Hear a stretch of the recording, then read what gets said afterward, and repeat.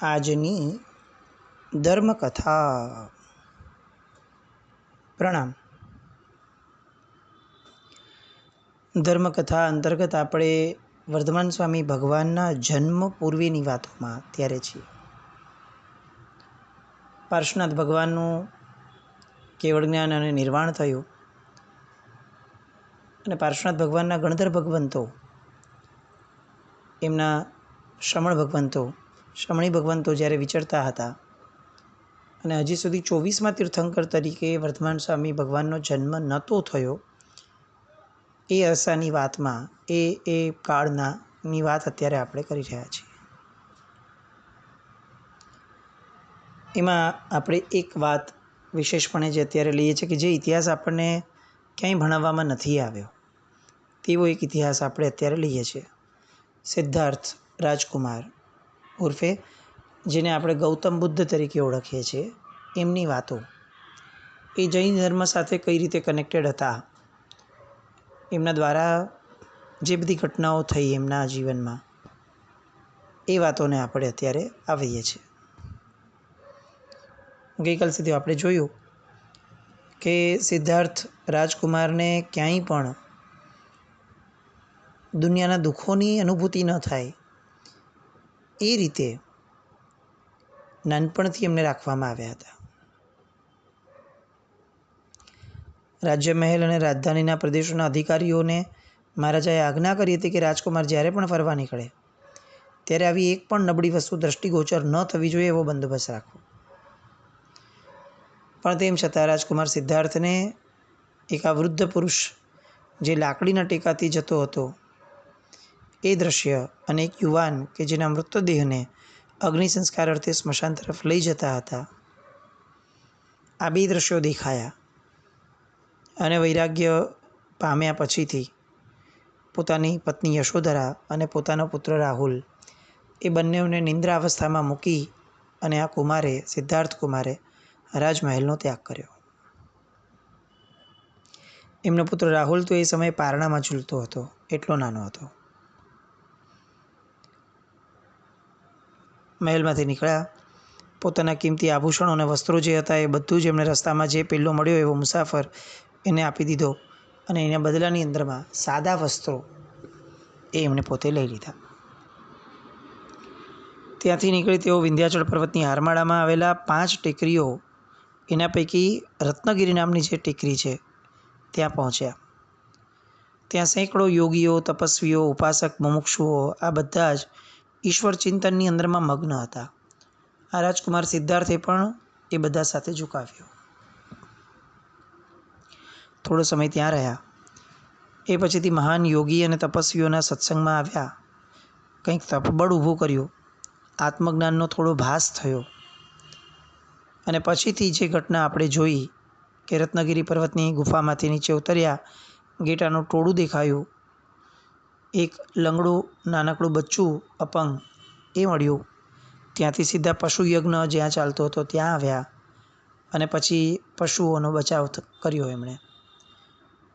આ બધી ઘટના દ્વારા એમની કીર્તિ ઘણી વિસ્તરી અને પછીથી એમને કેશી કુમાર ગણધર એ પ્રાપ્ત થયા. વૈશાલી નગરીની અંદરમાં આ કેશી ગણધર દ્વારા એમણે જે પ્રવચન સાંભળ્યું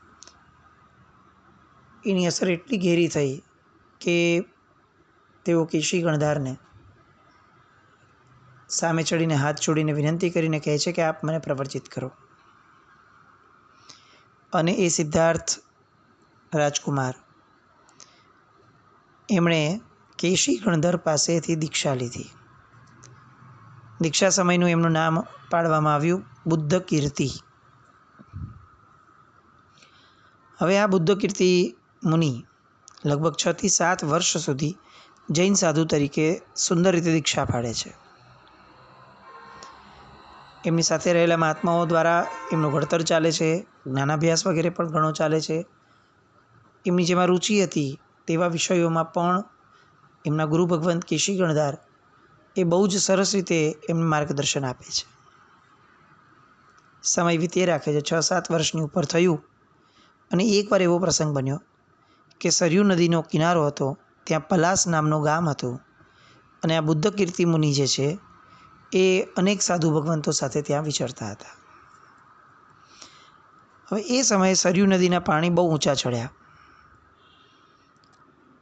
અને એ પાણી ઊંચા ચડવાના કારણે અને બીજા કેટલાક કારણોસર સેંકડો માછલીઓ એ મરી ગઈ, જે દરિયામાંથી, એ બધી નદીમાંથી, એ બધી કિનારા પર આવીને પહોંચી ગઈ. આ દ્રશ્ય આ બુદ્ધ કીર્તિ મુનિએ જોયું. પોતે જ્યારે રાજ્ય અવસ્થામાં હતા એ સમયે એમણે બહુ પ્રચુર પ્રમાણની અંદરમાં આવો માછલી વગેરે પ્રાણીઓનો માંસાહાર કર્યો છે.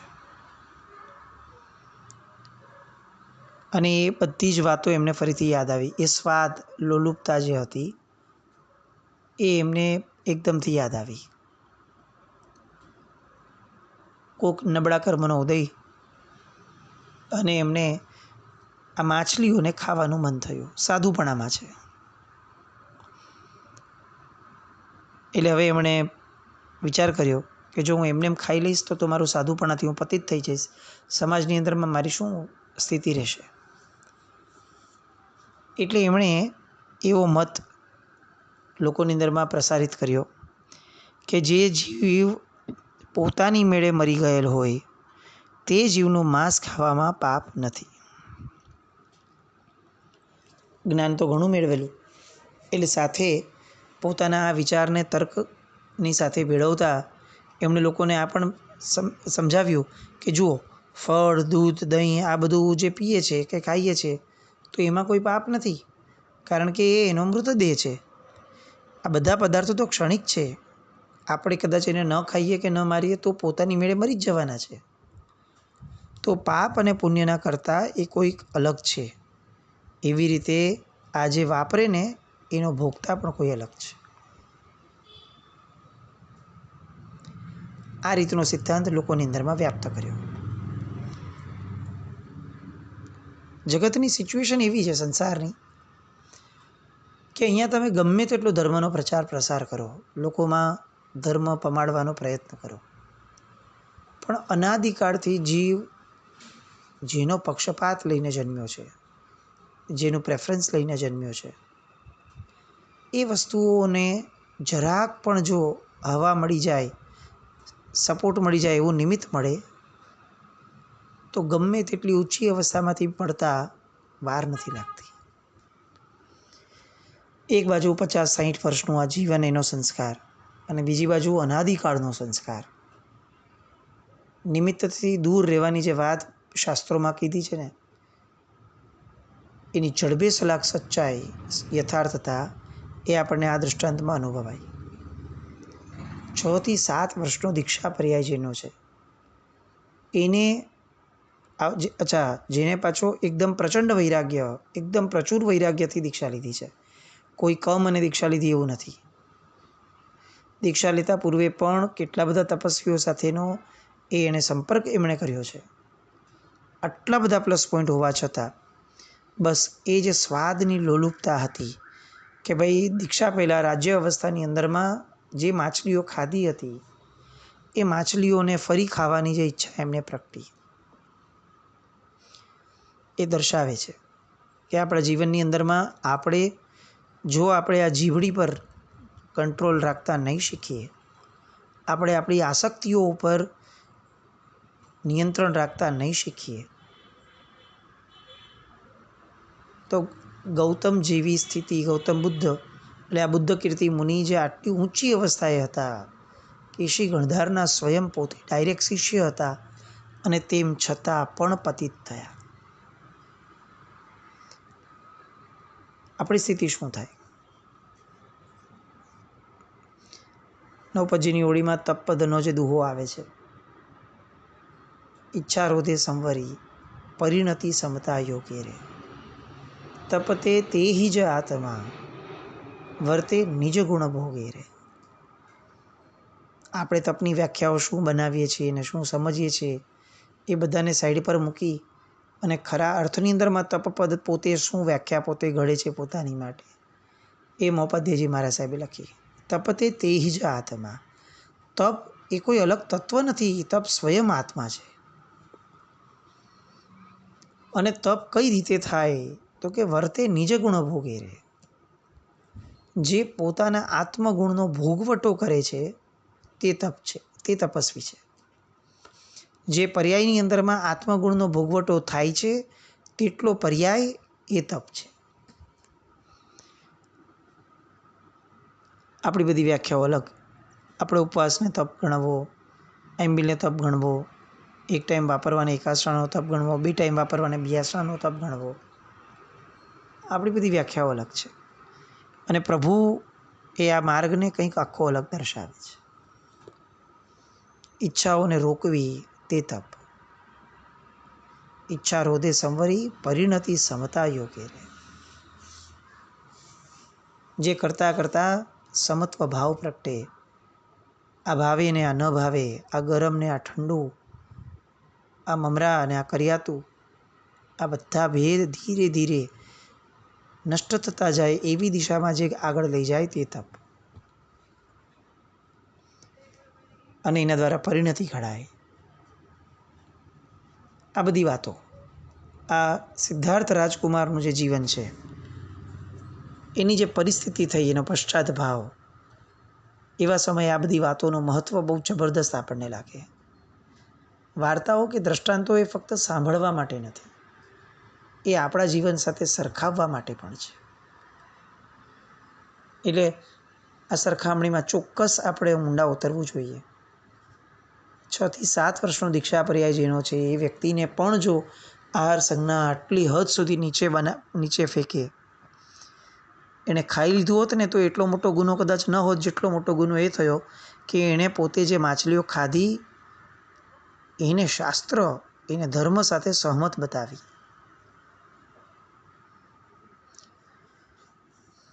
અહીંયા એમની સાથે એક દેવદત્ત નામનો શિષ્ય હતો, એમનો જ પોતાનો. એટલે એ શિષ્યએ પણ એમને ઘણીવાર રોક્યા કે તમે આવા પ્રવચનોને આવી બધી વાતો કરો છો, એ યોગ્ય નથી, એ સહમત નથી પરમાત્માની વાત સાથે. પણ આમણે તો પોતાના વેશનો પણ ધીરે ધીરે ત્યાગ કર્યો અને જે માછલાથી શરૂ થયું હતું, નિર્દોષ મરેલા માછલાથી, એ આગળ વધતા માંસ ભક્ષણ સુધી પહોંચી ગયું. એટલે પ્રવચનો એમણે ત્યાગ કર્યો. પણ આ દેવદત્ત જે છે એમને એમ થયું કે આવી રીતે કેવી રીતે થઈ શકે?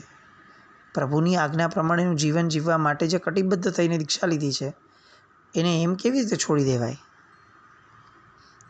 એટલે એમણે બુદ્ધનું કથન માન્યું નહીં અને છેવટે એમનાથી કંટાળી અને બુદ્ધનો સાથ છોડી અને કેશી ગણધારના બીજા શિષ્યો સાથે તેઓ જોડાઈ ગયા.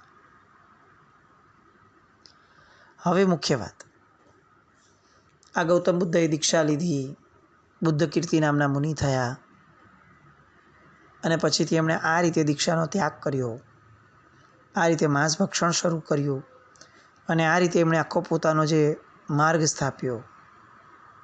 આ બધી વાતો સાંભળતા સાંભળતા સૌથી પહેલો પ્રશ્ન થશે કે આજ સુધી તો ક્યારે સાંભળ્યું નથી, તો આ વાત આવી ક્યાંથી? રેફરન્સ શું? આવી તો ઘણી બધી વસ્તુઓ ઉપજાવી કાઢેલી આપણે વોટ્સએપમાં વાંચતા હોઈએ છીએ, પહેલાં બી આપણે વાંચતા હતા. પણ આનું ઓથેન્ટિસિટી હોવી આની એ બહુ મહત્ત્વની છે. એટલે બૌદ્ધ ધર્મની સ્થાપના અંગેના 5 ગાથાનો જે એક આખો એક અધ્યાય છે એ દિગંબર સંપ્રદાયમાં થયેલ શ્રી દેવસેન આચાર્ય એમણે દર્શનસાર નામનો પ્રાચીન ગ્રંથ લખ્યો હતો. આ દર્શનસાર નામનો ગ્રંથ આપણને એમ થશે કે આ તો દિગંબર નામમાં આચાર્ય ભગવંતે લખેલો છે, ઓથેન્ટિસિટી શું? તો આ જે ગ્રંથ છે દર્શનસાર, એ આવ્યો હાથમાં કોના? તો કે શ્રીમદ વિજયાનંદ સુરીજી મહારાજ, એટલે કે આત્મારામજી મહારાજ. એમણે આ ગ્રંથ વાંચ્યો, આ પ્રકાશ વાંચ્યો અને જૈન ધર્મ વિષયિક પ્રશ્નોત્તર આવો ગ્રંથ જે એમણે રચ્યો, એ ગ્રંથની અંદરમાં આ આખા પ્રકરણનો ઉલ્લેખ છે. પ્રશ્નોત્તરી નંબર 82 એમાં પ્રશ્ન ઊભો કર્યો હતો આ બુદ્ધ કીર્તિ નામના સાધુનો, અને જવાબની અંદરમાં સાહેબજી આ લખ્યું. આ આખી જે વાત આપણે અત્યારે લીધી એ આત્મારામજી મહારાજે પણ એમની પ્રશ્નોત્તરીમાં આ એડ કરેલી છે. આ બાજુ ગૌતમ બુદ્ધ પોતે માંસાહારી બની ગયા, પણ પોતે હવે પાછા રાજ્યમાં જવા ઈચ્છતા નથી, સાધુપણું છોડવા ઈચ્છતા નથી. એટલે પોતાને જે કલ્પે, પોતાને જે ગમે એવો વેશ એમણે પહેરી લીધો અને પોતે પોતાના સૂત્ર ઉપર એવા નિશ્ચયાત્મક બન્યા કે પોતે એક નવો ધર્મ શરૂ કર્યો અને એ ધર્મની પ્રવૃત્તિના બહુ મજબૂતાઈથી એમણે ચાલુ કરી. એમના દર્શને આવતા સેંકડો ભાવિકો, રાજા મહારાજાઓ, એ બધાને પોતાના નવા પંથનો ઉપદેશ આપી અને બૌદ્ધ ધર્મનો એમણે પોતે ઘણો મોટો પ્રચાર કર્યો. ઉત્તર અને પૂર્વના હિંદની અંદરમાં ફેલાવો તો થયો, પણ એ પછીથી ઉત્તર અને પૂર્વ હિંદના ઘણા રાષ્ટ્રો આપણી બહારના એ પણ આ બુદ્ધના ઉપદેશથી નૂતન ધર્મના અનુયાયી બનતા થયા. આ જે બૌદ્ધ ધર્મ છે એની જે સમાલોચના છે એ અને અલગ અલગ આગમોની અંદરમાં પણ વણાય છે. શ્રી સૂત્ર કૃતાંગ સૂત્ર એની અંદરમાં બુદ્ધ અને સાંખ્ય આદિ મતોનું દિવ્ય દર્શન અને એના ઉપરની ચર્ચા વગેરે આપવામાં આવી. ઠાણાંગ સૂત્ર એમાં પણ અનેક તાત્વિક બાબતોની સમજ મૂકવામાં આવી. શ્રી સમવયાંગ સૂત્ર એની અંદર પણ 10 ઉપરાંત સંખ્યાવાળી હકીકતોનું જેમાં વર્ણન છે એમાં પણ આ બૌદ્ધ ધર્મને લગતી વાતો જે છે એનો ઉલ્લેખ આપવામાં આવ્યો. વિવાહ પદ્ધતિની અંદરમાં પણ આનો ઉલ્લેખ છે બૌદ્ધ ધર્મની વાતોનો. એટલે ખાસ આવા બધા ગ્રંથોના રેફરન્સ આપવાનું કારણ છે કે એમના અનુવાદો વગેરે જે વાંચવા ગુરુ નિશ્રયે વાંચવાની વાત છે એ વાંચવાનો પણ આપણે પ્રયત્ન કરી શકીએ. હવે આ બાજુ આ મહાત્મા બન્યા બુદ્ધ અને એ પછીથી તો એમણે તિબેટ, ચીન, જાપાન, ભૂતાન, સિંહલ, રંગૂન, બર્મા આ બધા દેશોની અંદરમાં પોતાના અનુયાયીઓને મોકલીને પ્રચાર પ્રસાર કર્યો. વિચાર ચોક્કસ એવો આવે કે લગભગ આ બધા દેશોની વસ્તી ગણીએ તો કદાચ 130-140 કરોડ લોકો થાય કે જે બૌદ્ધ ધર્મના અનુયાયીઓ છે. એક ઈચ્છા જો આ મુનિને ન આવી હોત માછલી ખાવાની ને માંસાહાર કરવાની, તો આજે પરિસ્થિતિ કેટલી અલગ હોત. કારણ કે બસ આ એ જ સમયગાળો છે કે જ્યારે બસ હવે થોડાક જ વર્ષમાં વર્ધમાન સ્વામી ભગવાનનો જન્મ થવાનો છે.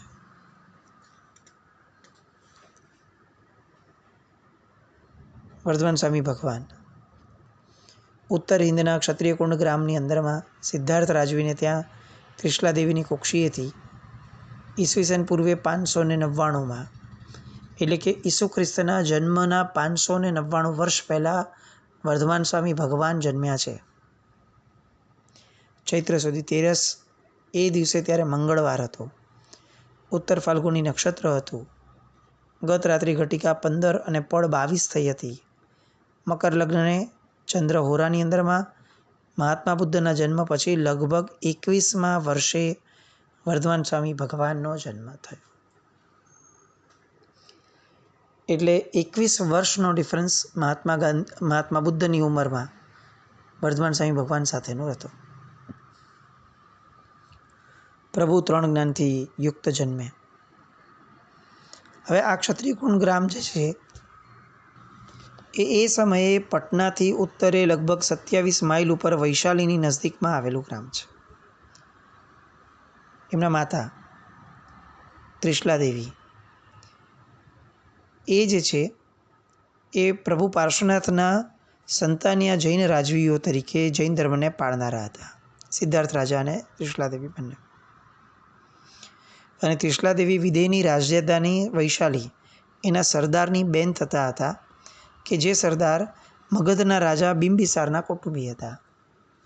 એટલે વર્ધમાન સ્વામી ભગવાન એમના માતૃપક્ષે સૈનિક મહારાજાના સગામાં થતા, લાંબેના દૂરના પણ થતા. ભગવાનને નંદીવર્ધન નામે મોટા ભાઈ અને સુદર્શના નામની બહેન હતા. વર્ધમાન સ્વામી ભગવાનનું લગ્ન યશોદા નામની કૌંડિન્ય ગોત્રની કન્યા સાથે થયું હતું. આ યશોદાથી એમને એક પુત્રી પ્રાપ્ત થઈ જેનું નામ પાડ્યું હતું પ્રિયદર્શના. એના લગ્ન રાજ્યપુત્ર જમાલી સાથે કરવામાં આવ્યા, જેને પછીથી દીક્ષા લીધી, ભગવાનના શિષ્ય બન્યા અને પછીથી જ પોતાનો અલગ મત સ્થાપી અને નિર્ણવ તરીકે પણ બન્યા. આ બાજુ વર્ધમાન સ્વામી ભગવાન 30 વર્ષ સુધી ગૃહસ્થાવસ્થામાં રહ્યા અને ઈસવીસન પૂર્વે 569ના ગાળામાં પ્રવજ્યાનો અંગીકાર એમણે કર્યો. જ્યારે ભગવાને પ્રવજ્યા સ્વીકારી એ સમયે આ ગૌતમ બુદ્ધની ઉંમર 52 વર્ષની હતી અને એ અરસાની અંદરમાં બુદ્ધને બોધિસત્વ નામનો જ્ઞાનની પ્રાપ્તિ થઈ એવી આખી વાત એમણે ફેરવી અને પછીથી ધર્મના પ્રચાર અર્થે તેઓ ઉત્તર અને પૂર્વમાં હિંદમાં વિચરવા લાગ્યા. આ બાજુ વર્ધમાન સ્વામી ભગવાનને 43 વર્ષની ઉંમરે કેવળ જ્ઞાનની પ્રાપ્તિ થઈ. ભગવાનને જ્યારે કેવળ જ્ઞાન થયું ત્યારે શ્રેણિક મહારાજાને રાજ્યગાદી પર બેસીએ 33 વર્ષ થયા હતા અને 20 વર્ષની ઉંમરે તેને રાજ્યગાદી મળી હતી, આપણે આગળ જોયું એવી રીતે. એટલે લગભગ એમ કહી શકાય કે શ્રેણિકની અવસ્થા 53 વર્ષની હતી એ સમયે ભગવાનને કેવળ જ્ઞાન થયું. એટલે કે વર્ધમાન સ્વામી ભગવાન શ્રેણિક મહારાજા કરતાં 10 વર્ષ જેટલા નાના હતા. આવી હજી બીજી ઘણી વાતો અને આખો ને આખો રાજાઓનો ઇતિહાસ, શ્રેણિક મહારાજાથી આગળ વધતા વધતા અનેક રાજાઓનો ઇતિહાસ લેવાનું મૂળ કારણ એ જ કે આ બધાની વાતો સાંભળતા સાંભળતા આપણને આપણા ધર્મ પ્રત્યે એક અનેરો સદભાવ થાય, આપણે સાચા ઇતિહાસને જાણનારા બનીએ. આવી કંઈક આશય સાથેની આ વાતો એની શુભતાને પામે એવી શુભ મંગળ કામના સાથે જીના જ્ઞાપજત કંઈ પણ બોલાય તો મિચ્છામિ દુક્કડમ જૈનમ જયતિ શાસનમ.